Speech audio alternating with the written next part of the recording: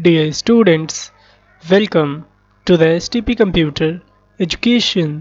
Students, आज की इस वीडियो में हमें जावास्क्रिप्ट का chapter number 5 JavaScript user defined functions को कंटेन करना है। स्टूडेंट्स, आपने लास्ट चैप्टर में क्या पढ़ा था? फंक्शंस पढ़ा था और फंक्शंस के अंदर आपने ये जाना था कि यहाँ पे हमारे पास जावास्क्रिप्ट में टू टाइप्स के फंक्शन होते हैं। पहला प्री डिफाइंड फंक्शन और दूसरा यूज़र डिफाइंड फंक्शन। ठीक है, सो हमने क्या जाना था? जो प्री डिफाइंड फंक्शंस होता है उसे हम ना ही बना सकते हैं और ना ही एडिट कर सकते हैं, सिर्फ हम इन प्री डिफाइंड फंक्शन को कॉल कर सकते हैं।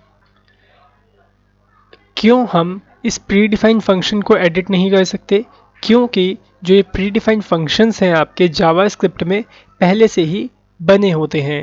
ठीक है, सो अभी हम इसकी एक बार और प्रैक्टिस करेंगे प्री डिफाइंड फंक्शन की, फिर हम जानेंगे कि यूज़र डिफाइंड फंक्शन क्या होता है और इसे कैसे बनाया जाता है और इसे कैसे कॉल किया जाता है।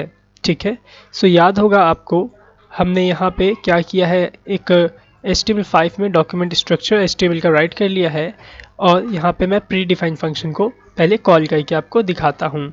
जो देखिए, अगर मैं यहाँ पे स्क्रिप्ट टैग को ऐसे ओपन करूँ और यहाँ पे स्क्रिप्ट टैग को ऐसे क्लोज कर देता हूँ बॉडी में। ठीक है, उसके बाद अगर मैं यहाँ लिखूँ विंडो डॉट अलर्ट को, ठीक है, तो क्या होता है यहाँ पे जो भी मैं विंडो डॉट अलर्ट में राइट करता हूँ, जैसे मैंने यहाँ राइट किया अमित कुमार, ठीक है, और अगर मैं इसे सेव करूं और यहाँ पे आता हूं और इसे रन करता हूं तो क्या होता है, जो भी आपने स्टेटमेंट लिखी होती है वो डायरेक्ट ही एग्जीक्यूट हो जाती है। लेकिन मैं चाहता हूं ये तुरंत एग्जीक्यूट ना हो। ये कब एग्जीक्यूट हो? जब इसको कॉल किया जाए या फिर इसके एक बटन हो, जब हम उस पर क्लिक करें तब ये इस तरह से एग्जीक्यूट हो। ठीक है, सो हमें क्या करना होगा, इसको माउस इवेंट पे कॉल करना होगा। तो आपको याद होगा हमने पढ़ा था mouse event on click, on mouse over और ऑन माउस आउट। ठीक है, सो उसे हम कैसे करते थे? उसमें हमें स्क्रिप्ट टैग की ज़रूरत नहीं होती थी। हम क्या करते थे, वहाँ पे ऑन क्लिक माउस इवेंट को यूज़ करते थे। ठीक है, सो मैं यहाँ पे देखिए क्या कर रहा हूँ, एक बटन को बनाता हूँ। ठीक है, यहाँ पे मैंने क्या किया, एक बटन बनाया और इस बटन में टेक्स्ट राइट किया क्लिक मी। ठीक है, सो मैंने यहाँ पे क्लिक मी राइट कर दिया। अब हम क्या करते थे, बटन में ऑन क्लिक मेथड या फिर sorry on click mouse event का यूज़ करते थे और यहीं पे उस प्री डिफाइंड फंक्शन को कॉल करते थे। कैसे कॉल करते थे, यहाँ पे विंडो डॉट अलर्ट ऐसे राइट करते थे और फिर यहाँ पे सिंगल कोट्स के अंदर, क्यों सिंगल कोट लगाते थे? क्योंकि हमारा जो ये मेथड है ऑलरेडी एक डुअल कोट के अंदर बंद है। ठीक है, इसीलिए हम क्या करते थे, यहाँ पे सिंगल कोड में जो भी हमें स्ट्रिंग राइट करना होता था हम यहाँ पे राइट करते थे। जैसे मैंने यहाँ लिखा अंकित कुमार। ठीक है, अगर अब मैं इसे सेव करके रन करता हूँ तो क्या होता है, यहाँ पे मेरे को एक बटन मिल जाता है और जैसे ही मैं इस बटन पे क्लिक करता हूँ तभी जा कर के मेरा जो फंक्शन है वो एग्जीक्यूट होता है। अब जरा जानते हैं कि जैसे ही हम इस पर क्लिक करते हैं तो ये वर्क करता कैसे है। ठीक है, सो आपको अभी याद होगा अभी हमने क्या किया था, स्क्रिप्ट टैग के अंदर इस इंस्ट्रक्शन को, इस स्टेटमेंट को राइट किया था। तो जब हम इस स्टेटमेंट को स्क्रिप्ट टैग के अंदर बाहर ही ऐसे ही राइट कर देते हैं तो होता क्या है, तुरंत आपका जो ये स्टेटमेंट है आपके रैम में जाके लोड हो जाता है और फिर रैम में जाके लोड होने के बाद प्रोसेसर उसको समझता है और उसका आउटपुट आपको दे देता है। ठीक है, मीन्स रैम में लोड होने से पहले आपका इंटरप्रेटर आपके इस इंग्लिश वाले कोड को पहले बाइनरी में भी कन्वर्ट करता है, ये भी याद रखिएगा। ठीक है, मैं इसमें से एक स्टेप छूट गया था, सो मैं अभी आपको बता रहा हूँ। तो एक बार और सुनिए कि जब हम ऑन क्लिक करते हैं या फिर जब आपका स्क्रिप्ट टैग में ये स्टेटमेंट राइट होती है तो क्या होता है, सबसे पहले ये इंग्लिश का कोड बाइनरी में कन्वर्ट होता है लो लेवल लैंग्वेज में, फिर वो लो लेवल लैंग्वेज वाला जो कोड होता है वो रैम में लोड होता है और फिर उसके बाद आपका प्रोसेसर उस कोड को समझता है और फिर उसका आउटपुट आपको तुरंत दे देता है। ठीक है, लेकिन अगर आप अपने इस स्टेटमेंट को इस ऑन क्लिक माउस इवेंट पे ऐसे लिखोगे तो क्या होगा, आपका जैसे ही डॉक्यूमेंट लोड होगा, ठीक है, जैसे ही लोड होगा, बट लोड होते ही आपका जो स्टेटमेंट है ये रैम में भी लोड नहीं होगा और इंटरप्रेटर के द्वारा भी नहीं समझा जाएगा। ठीक है, ये कब समझा जाएगा, जब आप इस बटन पे क्लिक करोगे। जैसे ही आप इस बटन पे क्लिक करोगे तब जाकर के ही जो भी आपकी स्टेटमेंट है वो इंटरप्रेटर के द्वारा पहले कन्वर्ट करी जाएगी लो लेवल में, फिर वो रैम में आपका लोड होगा और फिर उसके बाद क्या होगा, आपका प्रोसेसर उसको समझेगा, फिर उसके बाद उसका आउटपुट आपको दे देगा। ठीक है, तो आई थिंक आप समझे। जैसे ही देखो मैं इस पर क्लिक करता हूँ, क्या हुआ, आपको तुरंत आउटपुट मिल गया। अब जो है देखो, इतने सारे प्रोसेस बीच में हो रहे थे, लेकिन ये प्रोसेस इतने फास्ट होते हैं कि आपको पता ही नहीं चलता कि 1 सेकंड के अंदर इतने सारे प्रोसेस हो जाते हैं। जैसे ही क्लिक करते हैं वैसे ही देखो आपको आउटपुट मिल जाता है। अब देखो, पहले जैसे ही हम इस पर क्लिक करते तो होता क्या क्या चीज़ें होती होंगी, पहले तो कन्वर्ट होता होगा, ट्रांसलेट होता होगा, फिर रैम में लोड होता होगा, फिर प्रोसेसर उसे समझता होगा, फिर उसके बाद आउटपुट देता होगा। अब जरा आप ही देखो, इतने सारे प्रोसेस से यह जो हमारा इंस्ट्रक्शन है वो गुजरता है, तब जाके हमें वो आउटपुट देता है। ठीक है, अब जरा हमें एक बात को समझना होगा रैम के रिस्पेक्ट में, कि वो रैम कैसे वर्क करती है हमारे इस कोड के, इस इंस्ट्रक्शन के रिस्पेक्ट में। ठीक है, तो मैं यहाँ पे क्या करता हूँ, मैं यहाँ पे जरा पेंट को ओपन कर लेता हूँ आपको थोड़ा डिटेल में समझाने के लिए। ठीक है, सो यहाँ देखिए मेरा पेंट ओपन हो गया। मैं क्या करता हूँ, यहाँ देखिए ये है आपकी एक रैम। ठीक है, और इस रैम में आपने आई थिंक देखा होगा, इसके अंदर ऐसे छोटे छोटे मेमोरी ब्लॉक्स होते हैं। ठीक है, जहाँ पे इन मेमोरी ब्लॉक्स में जो भी आपका कोड है वो लोड होता है। ठीक है, तो जैसे कि आपने क्या किया, जैसे ही बटन पे क्लिक किया, ठीक है, तो क्या होगा, जैसे ही आप बटन पे क्लिक करोगे वैसे ही जो आपका लो लेवल कोड होगा, ठीक है, जो लो लेवल मीन्स आपका जो बाइनरी होगी वो इस वाले मेमोरी ब्लॉक में स्टोर हो जाएगी। ठीक है, और जैसे ही स्टोर होगी वैसे ही प्रोसेसर इसके अंदर के कोड को समझ लेगा। ठीक है, और जैसे ही समझ के आउटपुट देगा वैसे ही जो ये आपके इस मेमोरी ब्लॉक में जो भी आपका कोड लोड हुआ होगा लो लेवल वाला, वो तुरंत के तुरंत यहाँ से डिलीट हो जाएगा। ठीक है, तो आपने अभी यहाँ पे क्या समझा, जब आपका एक कोड रन हो जाता है मीन्स एग्जीक्यूट हो जाता है प्रोसेसर के द्वारा, तो जो भी कोड आपका रैम में लोड होता है वो रैम से डिलीट हो जाता है। ठीक है, मीन्स जैसे ही क्या हुआ, जैसे ही रैम का जो कोड है, रैम में जो स्टोर कोड है आपका लो लेवल वाला, जैसे ही प्रोसेसर इस कोड को समझ के आउटपुट देगा वैसे ही जो भी इसमें स्टोर होगा वो सब कुछ यहाँ से इस तरह से डिलीट हो जाएगा और फिर से ये खाली हो जाएगा।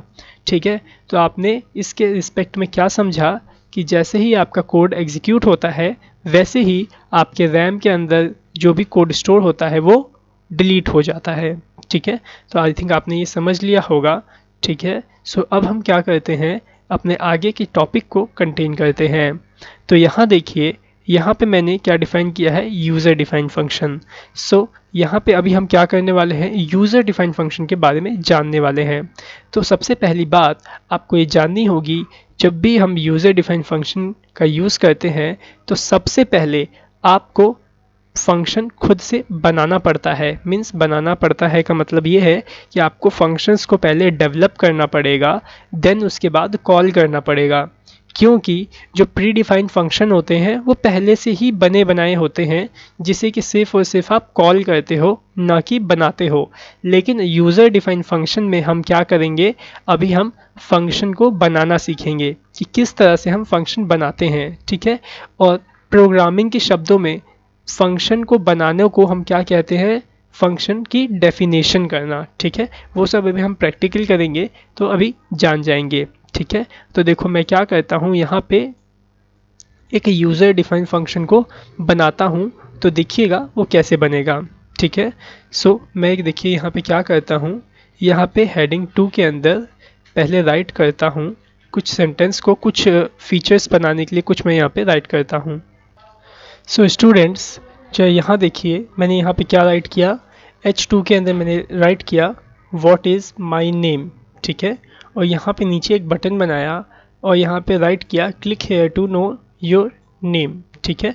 अगर अभी मैं इसे सेव करूँ और रन करूँ तो जो है देखो यहाँ पे आपको कुछ इस तरह का इंटरफेस मिलेगा। मीन्स यहाँ पे एक क्वेश्चन रिटर्न है कि मेरा नाम क्या है, व्हाट इज़ माई नेम। और अगर आपको आपका नेम जानना है तो आपको क्या करना होगा, इस बटन पे क्लिक करना होगा। तभी इस बटन में क्या लिखा है, click here to know your name. अगर आप अपना नाम जानना चाहते हैं तो आपको क्या करना होगा, यहाँ पे क्लिक करना होगा इस बटन पे, तब आपको आपका नाम यहाँ पे प्रीव्यू हो जाएगा। ठीक है। अब यही आपको फंक्शन बनाना है। ठीक है, यही एक फीचर है कि जब हम इस पे क्लिक करें तो मेरा नाम यहाँ पे दिखाई दे। अभी कैसे बनेगा जरा वो देखिए। ऐसे फंक्शनैलिटी को बनाने के लिए आपको खुद से एक फंक्शन बनाना होगा, आपको खुद से फंक्शन की डेफिनेशन करनी होगी, फिर उस फंक्शन को कॉल करना होगा। ठीक है, तो देखिए मैं यहाँ पे क्या करता हूँ, यहाँ पे मैं अभी नीचे यहाँ पे बॉडी में सबसे नीचे आपको एक बात और भी मैं बता दूँ, कभी भी अगर आप बॉडी में जावास्क्रिप्ट का कोड करो तो जो जावास्क्रिप्ट का कोड होगा आप बॉडी में सबसे नीचे ही करोगे। जैसे देखो मैं यहाँ पे स्क्रिप्ट टैग को ओपन करता हूँ और यहाँ पे स्क्रिप्ट टैग को क्लोज कर लेता हूँ। कहाँ किया मैंने, सबसे लास्ट में। ठीक है, अब मैं यहाँ पे देखिए फंक्शन बनाऊँगा। तो फंक्शन कैसे बनता है जरा वो देखिए। फंक्शन बनाने के लिए सबसे पहले आपको फंक्शन कीवर्ड का यूज़ करना होता है, फिर उसके बाद आपको फंक्शन का नाम यहाँ पे देना होता है। फंक्शन का नाम आप कुछ भी दे सकते हो जो आप चाहो। ठीक है, तो जैसे मैं यहाँ पे नाम दे देता हूँ फंक्शन का stp। ठीक है, अभी आपको मैंने बताया था थोड़ी देर पहले कि जो आपका वर्ड होता है, अभी ये क्या है stp, ये एक ऑर्डिनरी वर्ड है। इसे फंक्शन की पहचान देने के लिए आप क्या करोगे, इसके आगे पैरेंथेसिस का चित्र लगा दोगे। ठीक है, पैरेंथेसिस सिंबल जो इनसे कैरेक्टर होता है वो आप यहाँ पे लगा लोगे। ठीक है, अब क्या करोगे, यहाँ पे एंटर करोगे और ये कर्ली ब्रैकेट्स को ओपन करके क्लोज कर लोगे। ठीक है, तो ये क्या हुआ, हमने ये फंक्शन को बना लिया। ठीक है, मीन्स अभी हमने क्या किया, ये फंक्शन की बॉडी बनाई है। ठीक है, अब आपको क्या करना है, जो भी इंस्ट्रक्शन और स्टेटमेंट आप राइट करना चाहते हो उसे आप इस फंक्शन के अंदर राइट करोगे। ठीक है, सो जो आप यहाँ पे फंक्शन इंस्ट्रक्शन जो भी राइट करोगे तो उसी को बोला जाएगा कि आप क्या कर रहे हो, अभी फंक्शन की डेफिनेशन कर रहे हो। ठीक है, जो यहाँ देखो मैं क्या करता हूँ, अभी फ़िलहाल इस फंक्शन को यहाँ से कट कर देता हूँ। ठीक है, अगर अभी मैं यहाँ पे राइट करूँ विंडो डॉट अलर्ट, ठीक है, और यहाँ पे राइट कर दूँ इस अलर्ट के अंदर अमित कुमार।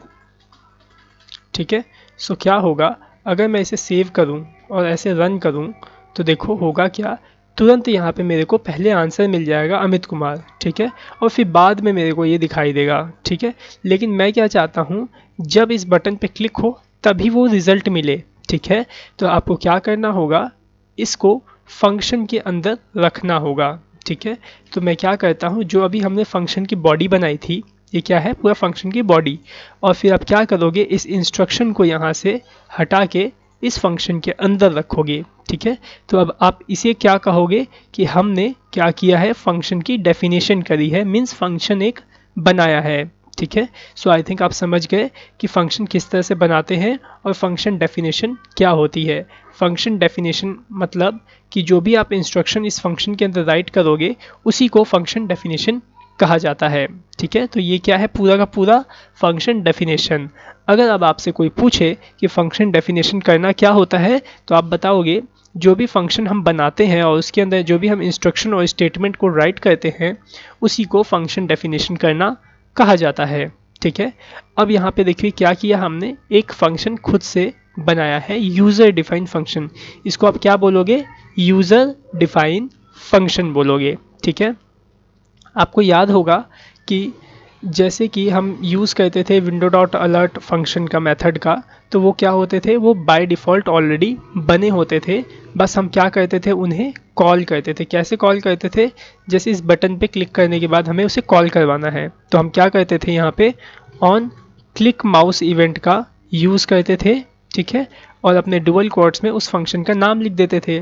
ठीक है, तो यही काम हमें यहाँ पे भी करना है अपने फंक्शन को कॉल करवाने के लिए। अभी देखो हमारे फंक्शन का नाम क्या है, stp। ठीक है, और ये पैरेंथेसिस। तो आप क्या करोगे, इस फंक्शन को अगर आप कॉल करवाना चाहते हो तो इस बटन में आप हमारे फंक्शन का कुछ इस तरह से नाम लिख दो stp।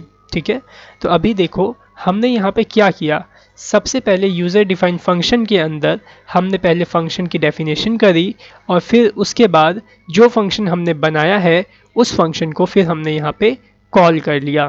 ठीक है, अब जो देखो मैं इसे सेव करता हूँ और यहाँ पे रन करता हूँ तो जो देखिए ये फंक्शन किस तरह से वर्क करेगा। अगर देखो यहाँ पे क्वेश्चन लिखा है व्हाट इज़ माय नेम, अब यहाँ पे देखो क्या लिखा है, click here to know your name. Simple से आप इस पर क्लिक करो तो आपका नाम यहाँ पे प्रीव्यू हो जाएगा। देखो मैंने क्लिक किया और यहाँ पे देखो फंक्शन में नाम आपका आ गया। ठीक है, अमित कुमार। इस तरह से देखो आप एक नया फीचर बना सकते हो। अब ये सारी चीज़ें आपके सोच के ऊपर डिपेंड है कि आप किस फंक्शन को कैसे यूज़ करोगे। ठीक है, लेकिन ये सारी चीज़ें हम आगे और अच्छे से सीखेंगे और अच्छे से जानेंगे। अभी तो आपकी जावास्क्रिप्ट में शुरुआत है कि जावास्क्रिप्ट होता क्या है, कैसे वर्क करता है, इसीलिए अभी आप छोटे छोटे फंक्शंस बनाना सीख रहे हो। ठीक है, अभी तो आपका देखो ना फर्स्ट डे है यूज़र डिफाइन फंक्शन को डेवलप करने का, जिसके अंदर आपने क्या किया, एक फंक्शन बनाया और उसमें आपने ये स्टेटमेंट को राइट किया। ठीक है, आई थिंक आपको समझ में आ गया कि किस तरह से यूज़र डिफाइन फंक्शन को बनाया जाता है। अब जो देखो मैं क्या करता हूँ, एक बार और आपको यूज़र डिफाइन फंक्शन को बना के दिखाता हूँ एक अलग एग्जाम्पल के थ्रू। ठीक है, यहाँ देखिए मैं क्या करता हूँ, इस बॉडी में ये सब पहले रिमूव कर देता हूँ, जो भी बॉडी के अंदर हमने राइट कर रखा है ना, ये सब कुछ मैं रिमूव कर देता हूँ। तो मैंने देखो यहाँ पे सब कुछ रिमूव कर दिया। सेव करके अगर मैं यहाँ रन करूँ तो यहाँ पे आपको कुछ भी नज़र नहीं आएगा। ठीक है, तो देखो अब मैं क्या करूँगा, यहाँ पे दो बटन बनाता हूँ बॉडी में, दो बटन। ठीक है, देखो मैंने यहाँ पे एक पहला बटन ये बनाया और दूसरा बटन यहाँ पे ये बनाया। ठीक है, दो बटन बनाए। अब मैं यहाँ पे क्या करूँगा, पहले बटन का नाम दूंगा फर्स्ट और दूसरे बटन का नाम दूंगा सेकंड। ठीक है, और इसके अंदर हम अभी क्या सीखेंगे, क्या हम एक से ज़्यादा फंक्शन बना सकते हैं या कॉल कर सकते हैं या नहीं। ठीक है, तो जरा देखिए यहाँ पे हम एक से ज़्यादा भी फंक्शन बना सकते हैं और उसे कई बार कॉल भी करवा सकते हैं। अब वो कैसे होगा जरा वो देखिए। यहाँ देखिए मैंने क्या किया, दो बटन बना लिए। ठीक है, कुछ ये फर्स्ट और सेकंड। मैं चाहता हूँ जब फर्स्ट पे क्लिक हो तो अलर्ट में आए अमित और जब सेकंड पे क्लिक हो तो अलर्ट में आए अंकित। तो ये कैसे होगा जरा वो देखिए। तो इन दोनों के लिए मैं दो फंक्शन बनाऊंगा। ठीक है, तो आप फंक्शन की जो एक स्क्रिप्ट टैग जो आप एक्टिवेट करते हो ना जावास्क्रिप्ट को, उसे आप बॉडी में भी कर सकते हो और हेड के अंदर भी कर सकते हो। तो मैं अभी फ़िलहाल आपको हेड में करके दिखाता हूँ। ठीक है, देखो मैंने यहाँ पे क्या किया, स्क्रिप्ट को ओपन करके क्लोज किया कुछ इस तरह से। ठीक है, और इसके अंदर मैं पहला फंक्शन बनाता हूँ। तो फंक्शन बनाने के लिए आप क्या करोगे, पहले फंक्शन कीवर्ड का यूज़ करोगे और उसके बाद आप फंक्शन का नाम दोगे। तो मैं यहाँ पे नाम दे देता हूँ, फंक्शन का फर्स्ट ही नाम दे देता हूँ कुछ इस तरह से। ठीक है, और यहाँ पे पैरेंथेसिस ओपन करके क्लोज कर लूँगा। ओके, फिर कर्ली ब्रैकेट ओपन करके क्लोज कर लूँगा। ठीक है, और जो भी डेफिनेशन मेरे को इस फंक्शन करनी होगी वो इसके अंदर करूँगा। ठीक है, अब जो एक बात जो ध्यान से समझिएगा, ये फर्स्ट है, ये आपने अपने शब्दों में कुछ भी राइट कर लिया, कोई भी नाम राइट कर लिया है। ठीक है, तो ये कैसे इंटरप्रेटर को कैसे पता कि जो ये फर्स्ट है ये एक फंक्शन है। ठीक है, कैसे पता चलता है हमारे इंटरप्रेटर को कि जो ये फर्स्ट लिखा है ये एक फंक्शन है। वो ऐसे पता चलता है क्योंकि आपने इस वर्ड के पहले क्या लगाया है, फंक्शन लगाया है। ठीक है, तो ये फंक्शन कीवर्ड क्या करता है, ये फंक्शन कीवर्ड आपके इंटरप्रेटर को समझाता है कि जो ये यहाँ पे फर्स्ट लिखा हुआ है ये एक फंक्शन है। आप इस फर्स्ट को एक फंक्शन की तरह ट्रीट करो। ठीक है, तभी जाके ये जो फंक्शन है आपका कॉल हो पाता है सही तरीके से, वरना ये कॉल भी नहीं हो पाता। ठीक है, तो आई थिंक अब आपको समझ में आ गया होगा कि कीवर्ड क्या है और कीवर्ड का क्यों इस्तेमाल किया जाता है। याद होगा आपको लास्ट वीडियो के अंदर मैंने आपको समझाया था कि कीवर्ड क्या होता है और कैसे वर्क करता है। अगर आपको अभी तक कॉन्सेप्ट क्लियर नहीं है कीवर्ड का तो आप जा करके पहले कीवर्ड वाली वीडियोस को देखिए, देन उसके बाद आप इस वीडियो को देखिएगा।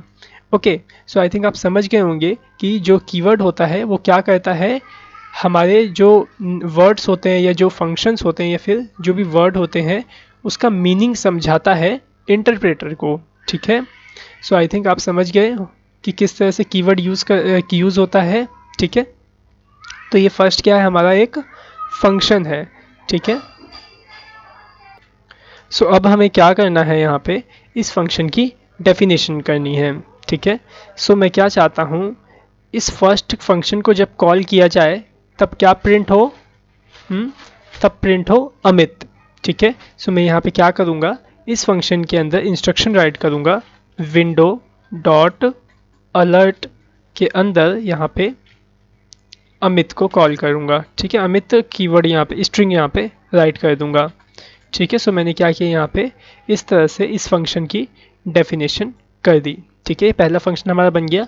इसके बाद हम क्या करेंगे, दूसरा फंक्शन यहाँ पे बनाएंगे। तो मैंने यहाँ पे किया दूसरा फंक्शन, यहाँ पे पहले कीवर्ड स्टार्ट किया और यहाँ पे मैं सेकंड SECOND, ठीक है, सेकंड नाम का एक फंक्शन बनाता हूँ। ठीक है, फिर उसके बाद कर्ली ब्रैकेट्स ओपन करूँगा और क्लोज कर लूँगा और फिर इस कर्ली ब्रैकेट्स के अंदर ही इस फंक्शन की डेफिनेशन करूँगा। तो यहाँ पे मैं राइट कर देता हूँ विंडो डॉट अलर्ट के अंदर अंकित को। ठीक है, सो ये मैंने यहाँ पे डुअल कोट्स में स्ट्रिंग राइट कर लिया अंकित। ठीक है, अब देखो, अब आपके ऊपर डिपेंड करता है कि आप किस बटन पे क्लिक करवाने पे कौन सा वर्ड आप निकालना चाहते हो, किस आउटपुट को आप चाहते हो। ठीक है, अगर आप चाहते हो जब सेकंड पे क्लिक हो तो अमित आए, तो आप इस सेकंड वाले बटन पे फर्स्ट फंक्शन को कॉल करवाओ। अगर आप चाहते हो जब फर्स्ट पे FIR, यहाँ पे स्पेलिंग गलत थी फर्स्ट की, मैंने फर्स्ट सही से लिख लिया। ठीक है, अगर आप चाहते हो कि जब फर्स्ट बटन पे क्लिक हो तो अमित आए, तो आप इस फर्स्ट वाले में फर्स्ट वाले को फंक्शन को कॉल करवा लो। ठीक है, सो देखो मैं क्या करता हूँ, इस फर्स्ट वाले में पहले फर्स्ट वाले फंक्शन को कॉल करवाता हूँ। तो कैसे कॉल करवाओगे, ऑन क्लिक माउस इवेंट के थ्रू। ठीक है, सो मैंने यहाँ पे ऑन क्लिक माउस इवेंट लगाया और यहाँ पे मैं क्या करता हूँ, पहले फर्स्ट वाले फंक्शन को ऐसे कॉल कर लेता हूँ और इस सेकंड वाले बटन पे क्या करूँगा, सेकंड वाले फंक्शन को कॉल कर लूँगा, ताकि सेकंड वाले बटन पे जब क्लिक हो तो क्या प्रीव्यू हो, अंकित प्रीव्यू हो। ठीक है, सो मैं यहाँ क्या करता हूँ, मैंने ऑन क्लिक यहाँ पे माउस इवेंट लगाया और यहाँ पे सेकंड वाले फंक्शन को यहाँ पे मैंने इस तरह से कॉल करवा लिया। ठीक है, सो देखो यहाँ पे मैंने क्या किया, एक से ज़्यादा फंक्शन बनाए हैं। ठीक है, आप अलग अलग फंक्शन बनाओ और उसे इसी तरह से कॉल करो। ठीक है, सो मैंने यहाँ पे सेव किया और यहाँ पे मैं इसे रन करता हूँ। तो मैंने पेज को रिलोड किया। अब जो देखो मैं सेकंड पे क्लिक करूँगा तो अंकित आएगा और फर्स्ट पे क्लिक करूँगा तो क्या आएगा, अमित आएगा। तो मैं फर्स्ट पे क्लिक करता हूँ तो देखो क्या आया, अमित आया, और जब मैं सेकंड पे क्लिक करूँ तो क्या हो, अंकित आए। ठीक है, सो आई थिंक आप समझ गए कि किस तरह से इन फंक्शंस का यूज़ करते हैं और किस तरह से यूज़र डिफाइन फंक्शन का यूज़ किया जाता है। तो अगर आपसे कोई पूछे कि यूज़र डिफाइन कैसे यूज़ होता है तो आप क्या बताओगे, आप बताओगे सबसे पहले आपको यूज़र डिफाइन फंक्शन की डेफिनेशन करनी होगी, देन उसके बाद आपको उस फंक्शन को ऐसे कॉल करना होगा। ठीक है, तो आई थिंक आपको समझ में आ गया होगा यूज़र डिफाइन फंक्शन और प्री डिफाइन फंक्शन। ठीक है, प्री डिफाइन फंक्शन में हम क्या करते थे, हम उस प्री डिफाइन फंक्शन के अंदर फंक्शन की डेफिनेशन नहीं करते थे।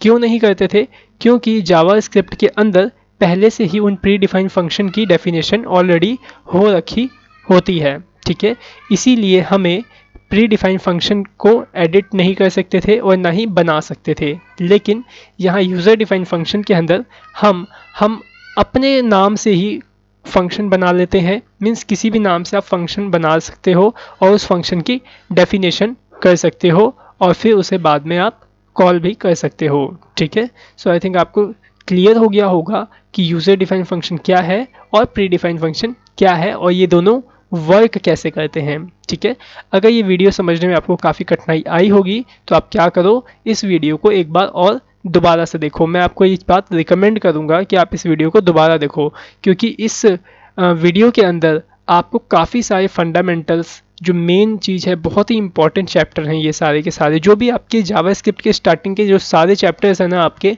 बहुत ही ज़्यादा इंपॉर्टेंट है। मैं आपको रिकमेंड करता हूँ कि इन सभी चैप्टर्स को आप एक बार और आप देखो, ताकि जो भी आपके कॉन्सेप्ट हैं वो क्लियर हो जाएं। ठीक है, क्योंकि जब तक आपके कॉन्सेप्ट जावास्क्रिप्ट के इन फंक्शंस क्या होता है या फिर इन सब चीज़ों के प्रति अगर आपका जो कॉन्सेप्ट है अगर क्लियर नहीं होगा तो आगे आपको जावास्क्रिप्ट में कुछ भी समझ में नहीं आएगा। और अगर कोई भी ऐसी चीज़ जो आपको समझ में नहीं आती है तो आप मुझसे कॉल करिए, ठीक है, आप उसे अपने मतलब मीन्स आप उसको कॉल करके मुझसे क्लियर करिए, ठीक है, मीन्स आप उसे समझिए अच्छी तरीके से। नहीं समझ में आता है तो आप मुझसे कांटेक्ट करने की कोशिश करिए, मैं आपको उस चीज़ को सही से और समझा दूंगा, ठीक है। लेकिन आपको किसी भी कंटेंट को, किसी भी टॉपिक को मिस नहीं करना है और स्किप भी नहीं करना है, ठीक है। आप भी कहीं ये मत सोचना कि ये समझ नहीं आ रहा तो चलो इसे स्किप कर देते हैं, ठीक है। तो आपको स्किप नहीं करना है और जो भी मैं इसमें आपको टास्क देता हूँ वो एकदम कंपलसरी है, आप उसे ज़रूर बनाओगे उस टास्क को, ठीक है, और ज़रूर उसको आप मेरे को सेंड करोगे, ठीक है, ताकि मैं चेक तो कर सकूं कि आप सही से पढ़ रहे हो या नहीं, ठीक है। जो भी मैं आपको पढ़ा रहा हूँ वो आपको समझ में आता है या नहीं, ठीक है।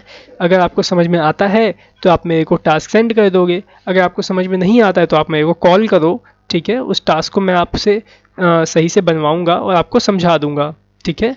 सो इसके आगे की वीडियो हम इसके नेक्स्ट पार्ट में कंटेन करेंगे। So thanks for watching our video, have a nice day.